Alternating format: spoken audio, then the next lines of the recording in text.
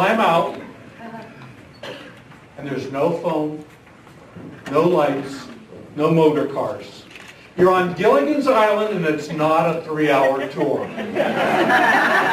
Here in the high desert, we can expect a wide variety of emergencies, such as earthquakes, wildfires, floods, electrical grid failure, and even communications failure, or combinations of it.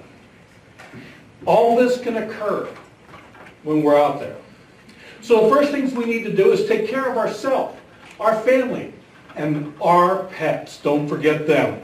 Inspect our homes for damage. We want to be sure that the gas isn't leaking, no water leaks, no electrical problems, and the structure is safe, and you don't need to evacuate.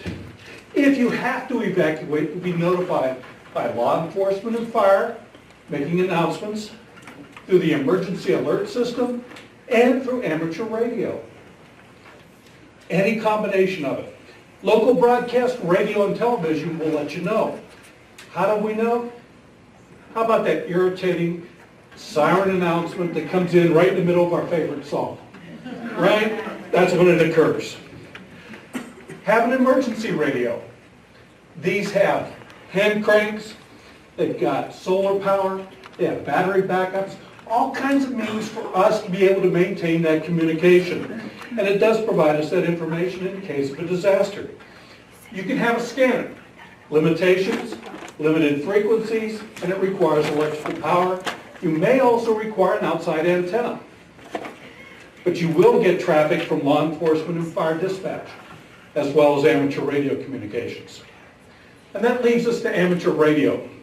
We work when other communication methods fail. During the tsunami that hit Micronesia, amateur radio was the only thing that was working. During the Lake Northern Pine fires, we were there assisting. We're out there helping our communities. We're known as hams, and that was derogatory at one time, but not any longer. And we work on the FCC authorized communication bands of UHF, VHF, and FM. Now, what do you need to do right now to prepare? Gather your personal go-bag. Have your water, food, clothing, and first aid kit put aside. Get it ready. Don't wait for the disaster to start. You're also going to want to pick up other items, such as your personal documents. You need that in both electronic and digital, and paper form. If you haven't gathered things together, like marriage license, may have trouble finding that. But you also want to get your emergency contacts together, including in case of emergency phone number. Don't delay in gathering your materials. Start today. Get going. Join a neighborhood community emergency response team. We're out there ready to help in the community. Also, join an emergency communication service team. We work throughout the time. What else can you do? Go out and earn your amateur radio license. It's required to be able to be on the amateur radio frequencies, and it can be done in as little as 1 weekend. You can do it through self-paced study, through the books, take a 2 to 4 day class, pass the test, and the best part is no Morse code is required. Yeah. And it's only $35 to $40 for the book, class, and test.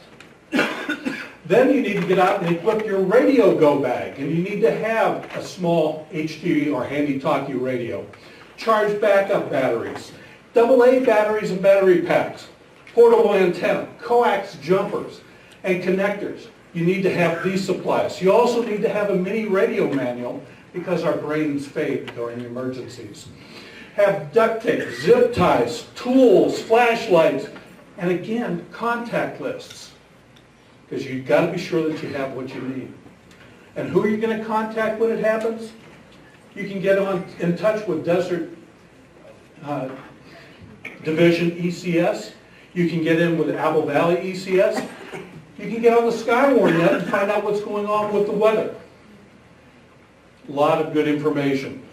You can get involved with the high desert communities, community organizations active in disasters. And look at this laundry list.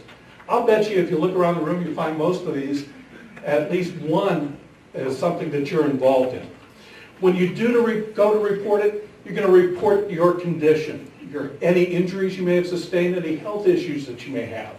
You're going to talk about the condition of your location. Can you stay or do you need to evacuate? You're going to sit there, are you going to be able to provide assistance? Bottom line is, don't get stuck on Gilligan's Island. Preparation starts today. Get your go bags together, your contact list, amateur radio license, and get involved. Your community needs you.